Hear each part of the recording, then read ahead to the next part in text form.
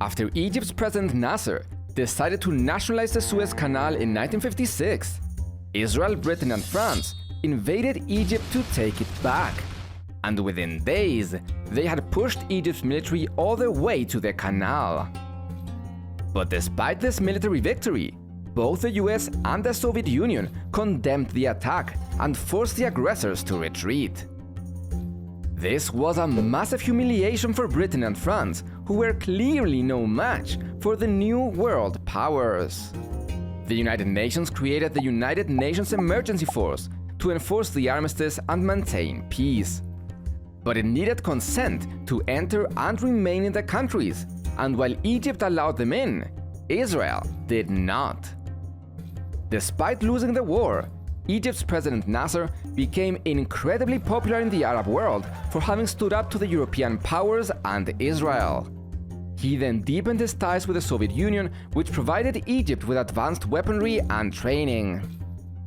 Nasser used his new popularity to preach liberation from imperialism, Zionism, and feudal monarchies. His vision of political unification of the Arab world, or Panarabism, spread and led to the establishment of the United Arab Republic in 1958, a union between Egypt and Syria. But this new Arab Republic was seen as an existential threat by conservative monarchies in the region like the kingdoms of Jordan and Iraq, which created the Arab Federation in response. The Middle East was thus divided between revolutionary pan-Arabist republics led by Nasser and aligned with the Soviet Union, versus reactionary monarchies, often backed by the West. The Egyptian radio Voice of the Arabs incited Arabs to rebel against imperialist governments, fueling a wave of political unrest throughout the region. After just a few months, the Iraqi monarchy was violently overthrown in a military coup, bringing a pro-Nasserist regime to power, although they soon developed their own brand of nationalism. Israel watched anxiously as Arab nations unified under revolutionary nationalist governments. But many Palestinians felt like Arab regimes were using their suffering for their own political ends, and that no Arab nation would actually risk war with Israel for the liberation of Palestine. So the Palestinian people, scattered across many nations, began to reorganize, and a new independent Palestinian national movement was born. In 1959, a small group of Palestinians, led by Yasser Arafat, Salah al-Laf, and Khalil al-Wasir, officially founded the Fatah movement in Kuwait. Palestinian liberation through Palestinian hands was their motto. Only armed struggle by Palestinians could reclaim their homeland. The 1948 war had left demilitarized zones between Israel and Syria, but the armistice was deliberately ambiguous. And while Syria believed that it meant that no one should alter the status quo in those areas, Israel thought it had the right to build, farm the land, and drain water as it pleased. Syria saw this as a violation of the armistice agreement, and skirmishes soon broke out, usually following a pattern. Let Moshe Dayan, the Israeli defense minister at the time of the Six-Day War, explain. I know how at least 80% of the clashes there started. In my opinion, more than 80%, but let's talk 80%. It went this way. We would send a tractor to plow some area where it wasn't possible to do anything in the demilitarized area and knew in advance that the Syrians would start to shoot. If they didn't shoot, we would tell the tractor to advance further, until in the end the Syrians would get annoyed and shoot. And then we would use artillery and later the Air Force also, and that's how it was. In late 1959, Syrian forces killed an Israeli soldier, to which Israel replied by raiding Syrian positions in the village of Al-Tawafik, killing 9 and injuring 15. Syria decided to mobilize part of its army closer to the border. Israel bolstered its defenses. Both Syria and Egypt believed that Israel was preparing to invade, so Egypt too moved units closer to the border. But thankfully, everyone decided to chill the f*** out. Everyone hail Nasser, whose bold display of force scared Israel into backing down. Actually, we had no intention of invading, We thought you guys would, so when we saw it was not the case, we returned home. Did anyone say something? Yes, I said that things calmed down. But after another skirmish, tensions heightened again. Nasser! Nasser! Don't panic, I just heard from a very serious and credible source that Israel is about to invade Syria. What? Where did you get that from? What source? I don't know. I think I read it on Facebook from a very legit account that posts very real information. Look at that cute kitten. How could this be fake? Anyway, you've got to do something. I know. Don't worry. I got just the thing. Nasser sent the Egyptian army in secret to its border with Israel. Israel was not actually preparing an invasion and was, in the words of future Prime Minister Yitzhak Rabin, caught with its pants down. Israel hurried to mobilize in response, but since neither country really wanted to invade, things slowly returned to normal. This Rotem Crisis was a huge intelligence failure for Israel, which from now on saw any mass deployment of Egyptian forces on its border as unacceptable. But Egypt saw this crisis as a great success. All hail President Nasser, whose bold move deterred Israel from invading Syria. Thank you, random citizen. If there is one lesson to be learned from this, it is that if Israel ever threatens to go to war with Syria, all we need to do is send our army to the border and they will stand down. What could possibly go wrong? But despite Nasser's military support, discontent was growing in Syria toward his policies of Egyptian-based control. Also, as a quick tip for my viewers, if you're ever leading a fragile country that is in constant fear of revolution, it is best not to anger the military and bourgeois elites. But Nasser's plans alienated the military and bourgeois elites. So in 1961, Syrian Baathists and businessmen led a coup that ended the United Arab Republic. This was a massive blow to Nasser's Pan-Arab project. You want to lead the Arab world, but can't even keep the union together. How are we supposed to trust you? I hear your concerns, but don't worry. I have just a thing to bring us all together. Israel? Bad. As the cause of Palestinian liberation became more and more of a political tool, independent Palestinian guerrilla groups that championed the idea of popular struggle became a threat. As they were not under the control of Arab nations, they could threaten to bring them to war with Israel before they were ready. So during the first summit of the Arab League in 1964, Nasser proposed to create an official Palestinian entity that would give Palestinians a voice. However, this entity could also be easily reined in by the Arab League.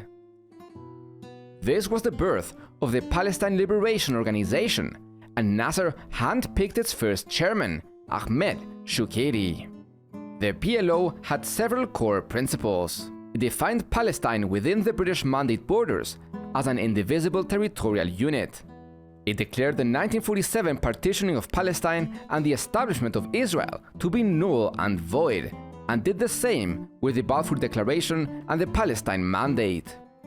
It denounced Zionism as a colonialist movement in its inception, aggressive and expansionist in its goals, racist in its configurations, and fascist in its means and aims. The charter also defined the concept of a Palestinian and made an important distinction between anti-Zionism and anti-Semitism by saying that Jews of Palestinian origin would also be considered Palestinians if they were willing to live peacefully and loyally in Palestine.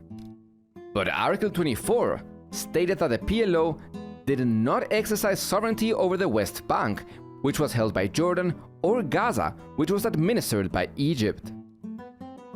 The Palestine Liberation Army was also established as a conventional military force under the control of the Arab states, not the guerrilla factions. So the Arab nations ensured that the new Palestinian leadership did not challenge their own power.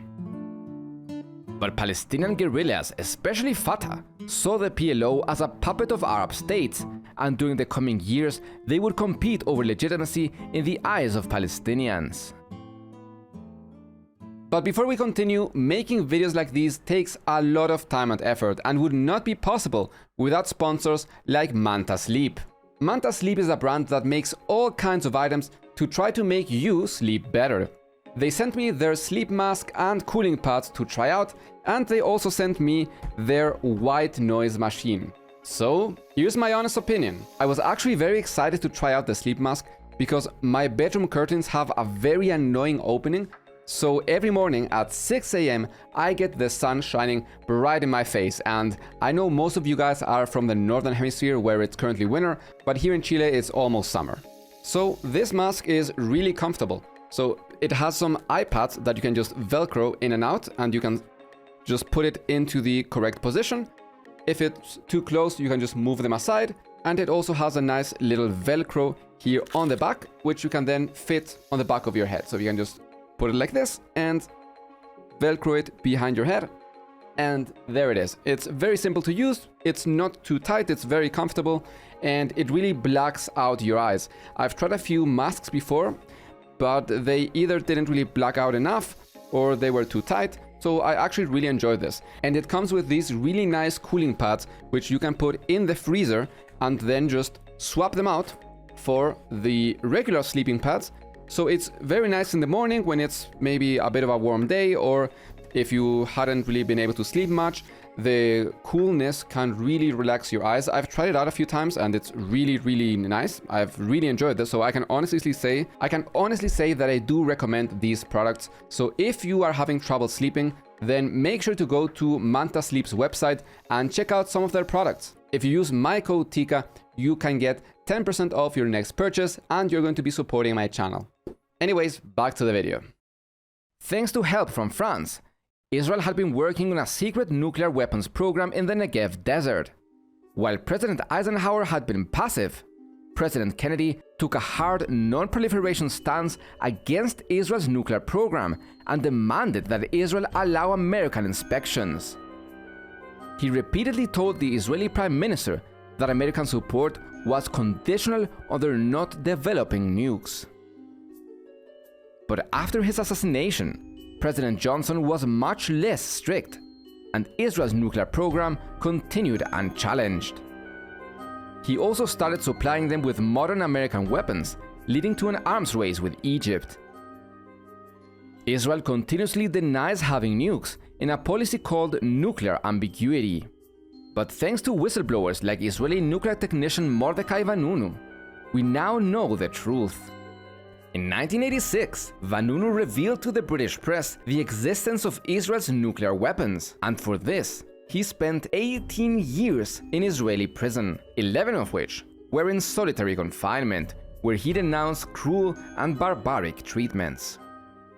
Israel completed construction of its national water carrier in 1964 and began siphoning water from the Jordan River to the Sharon Plains and the Negev desert. Arab states saw this as Israel stealing water that belonged to Jordanian and Syrian farmers and as another step in the expansion of the Zionist colonial project. For them, this was an act of aggression. So, led by Nasser, they devised a plan to divert the water of the river before it reached Israel, rendering the water carrier completely useless. Israel made it clear that any interference with its water supply would be considered an act of war. Israel then shelled and raided the diversion sites, and Syria replied by raiding and shelling Israeli positions. In January 1965, Fatah carried out its first military operation, a sabotage of Israel's national water carrier, which failed. But it was a political watershed. It marked the re-emergence of an independent Palestinian political and military identity that challenged not only Israel, but also the Arab nations' control over the Palestinian people. Palestinian liberation through Palestinian hands was no longer a slogan, it was a reality, and little could be done to stop it. As Palestinian raids intensified, Nasser tried to suppress those coming from Egypt although he later allowed some for propaganda purposes. For Israel, the Fedayeen attacks were proof that the Arabs would never accept its existence. Syria saw more coups in 1963 and 66, leaving the Syrian government politically weak, faction-ridden, and with little popular support. Now, what do you do if you are the leader of a struggling Arab nation facing the risk of political turmoil? That's right, press the Israel button. To appease the population, the Syrian regime adopted an ultra-radical stance on Palestine and accused Nasser of being all talk and hiding behind UN peacekeepers. They began supplying Fatah with weapons, training, and safe passage across the border to launch raids into Israel. They tried to frame their support for the Palestinian cause as a people's war of liberation, a key Marxist-Leninist idea that framed the conflict as an anti-imperialist revolutionary war and aligned Syria with the USSR. But this strategy created a vicious cycle. Syria, through Fatah, launches a raid from its territory or through Jordan. Israel retaliates not just against the guerrilla bases, but against the Syrian state itself. The weak Syrian regime cannot afford to back down, so it responds and the cycle escalates. Tunisian President Habib Bourguiba suggested in a speech in Jericho in 1965 that the Arab world should face reality and negotiate with Israel. But this was rejected by the other Arab countries. Israel faced a severe economic crisis in 1966, and for the first time, thousands of Israelis left the country as they lost faith in the government. Since Israel held the state responsible for the actions of guerrillas operating from its territories, Jordan faced a dilemma. Its King Hussein didn't want his population to think he was cooperating with Israel, but he also couldn't allow guerrillas to operate from its territories and risk war. But even when trying, stopping the incursions completely would be difficult because of Jordan's long and open border with Israel. In 1966, guerrillas carried out several attacks until on November 11, 3 Israeli soldiers died after hitting a landmine during a patrol. Israel blamed Jordan and believed the attackers came from Samu. Hey, US Ambassador Walworth Barbour, I need you to deliver this letter to the Prime Minister Levi Eshkol, telling him that I'm doing my best to stop these guerrillas and to please, please, please not retaliate strongly.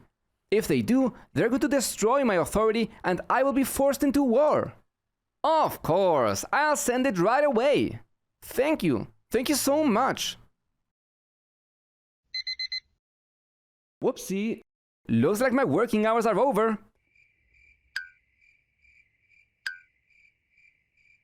Well, I'll just send it on Monday. What's the worst that could happen?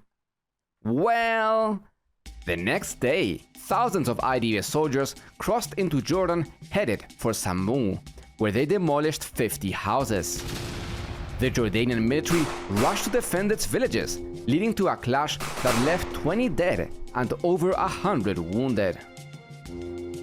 The Samu Incident shattered Hussein's trust in Israel. He had been having secret meetings with Israeli foreign ministers for years, explaining that he was doing everything he could to stop the raids, and Israeli leaders had promised there would never be a serious retaliatory raid. The US was also furious with Israel for undermining Hussein, whom they had spent $500 million propping up to become an Israeli ally. Now facing massive popular pressure to counterattack, Hussein mobilized the army and deepened his ties with Egypt and Syria. The United Nations Security Council unanimously condemned Israel's attack, but as usual, did nothing. In September, the Israeli Chief of Staff Yitzhak Rabin gave an interview in which he stated that Israeli actions should be aimed at those who carry out the attacks and at the regime that supports them. Syria saw this as a direct threat of an invasion, so it and Egypt signed a mutual defense pact. In April 1967, Israel sent more tractors to the DMZ, to which Syria again opened fire. The confrontation escalated to full shelling of Syrian and Israeli positions. Without official Israeli approval, Israeli aircraft bombed Syria, and a full-blown aerial battle began over the Golan Heights, which the Israelis won. An Israeli plane then flew low and loud over Damascus, humiliating the Syrians. The Soviet Union tried to de-escalate the situation by asking Syria not to respond, while Egypt saw this as a border conflict that did not trigger the Mutual Defense Agreement. Israeli leaders again threatened to invade Syria and overthrow the Syrian government if Palestinian guerrilla actions across the border did not cease. Nasser! Nasser! Okay, don't panic, I just heard from a very serious and credible source that Israel is about to invade Syria. What? Where did you get that from? What sources? I don't know. I think I read it on Twitter. Or maybe I made it up to trigger your Mutual Defense Pact, make you mobilize and deter Israel from attacking Syria, a valuable ally for me, without having to commit any resources myself. Anyway, good luck. Nasser had already faced public backlash for his inaction after Israel's recent attacks on Jordan and Syria. And now that Israel was directly threatening Syria and the USSR was pushing him to respond, he felt there was little choice. Nasser moved troops and tanks into the Sinai as he had done during the Rotem Crisis, although this time he did it openly. His chief of staff of the armed forces, Mohammad Fawzi, reported that there was no evidence to back up the Soviets' claims. But Nasser continued with his plan. The UNEF forces were a constant reminder of Egypt's military defeat during the Suez Crisis. And if Israel were to attack Syria, the UN forces would be in the way of Egypt's retaliation. So on May 16, General Mohammad Fawzi officially asked them to leave.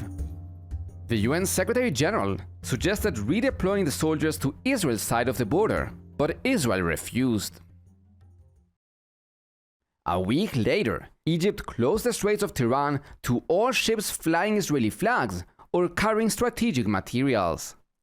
I've told you many times over the years that a closing of the Straits would be considered an act of war. I do not seek war, nor will I start a war with Israel. But if you invade, my goal will be the complete destruction of Israel. Also, I'm down to negotiate reopening the Straits if all Palestinian refugees are given the right to return. Deal? No deal.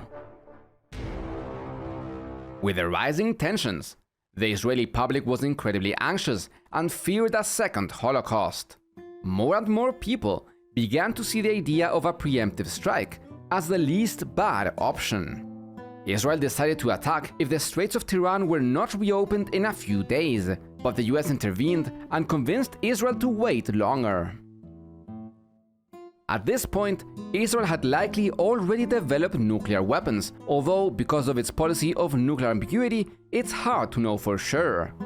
Israel developed what is known as the Samson option, referring to a biblical story when Samson was captured by the Philistines and facing death, he collapsed the temple on top of him and his enemies, killing them all. So if Israel were to be defeated, it could use its nuclear weapons to destroy the Middle East. Or not, that's kind of the point of ambiguity. On May 26, the US told Israel that it did not believe Egypt would attack if Israel did not invade Syria. On May 30, facing internal pressure, Jordan joined Egypt and Syria's military alliance. Iraq joined a few days later. At exactly 7:45 on the morning of Monday, June 5th, Israeli warplanes flew too low for the Egyptian radar to detect them and bombed all Egyptian air bases in Sinai, the Delta, and Cairo. Israel destroyed the vast majority of their air force before any planes left the ground. With no control of the sky, Egypt's military was doomed. And for the next 3 days, the Israelis steadily pushed them to the Suez Canal. On June 8, Israel attacked the American ship USS Liberty in international waters off the Sinai coast, killing 34 Americans and wounding 173. Israel claimed to have mistaken it for an Egyptian ship. The US government defended the Israeli version, but many high-ranking survivors of the incident claim to this day that the attack was deliberate. Israel urged Jordan to stay out, but honoring their defense agreement, they began shelling Israeli cities. Israel quickly destroyed the Jordanian and Iraqi air forces, and then conquered East Jerusalem and the entirety of the West Bank. Syria and Israel had been shelling each other since the start of the war. And now, with Egypt and Jordan defeated, Israel sent its full force against Syria. Within 2 days, they conquered the Golan Heights, and the UN brokered a ceasefire on June 10. In just 6 days, Israel tripled the territory under its control. The militaries of Egypt, Jordan, and Syria were significantly weakened, leading to a serious imbalance of power. The humiliating defeat caused a deep political crisis in the Arab world, which would contribute to civil wars in Jordan, Lebanon, and Syria. Israel now controlled the Straits of Tiran and ensured freedom of navigation. It also occupied oil sources in Sinai and gained strong natural defense lines: the Suez Canal, the Jordan River, the Golan Heights, and Mount Hermon.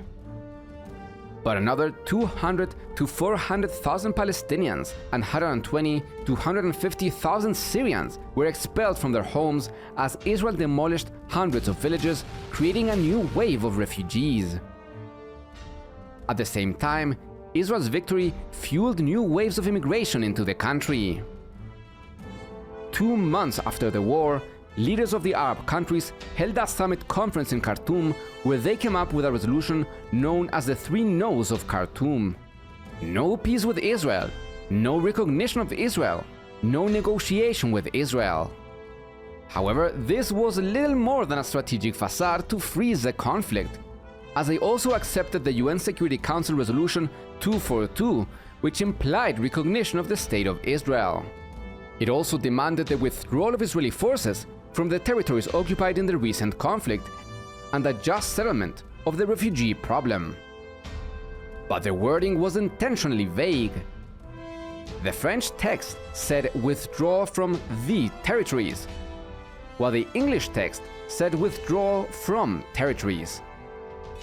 The Arabs used the French translation and accepted the resolution, expecting Israel to withdraw from all the territories. Israel used the English translation, interpreting it as a requirement to withdraw only from some occupied territories. Although the war was now over, Palestinians living in the occupied territories would be subjected to a system of racial and legal discrimination that some international human rights organizations like Human Rights Watch, Amnesty International, and even Israeli groups like B'Tselem and Yesh Din have denounced as the crime against humanity of apartheid. We will dive deeply into that and more issues as we prepare to discuss the War of Yom Kippur.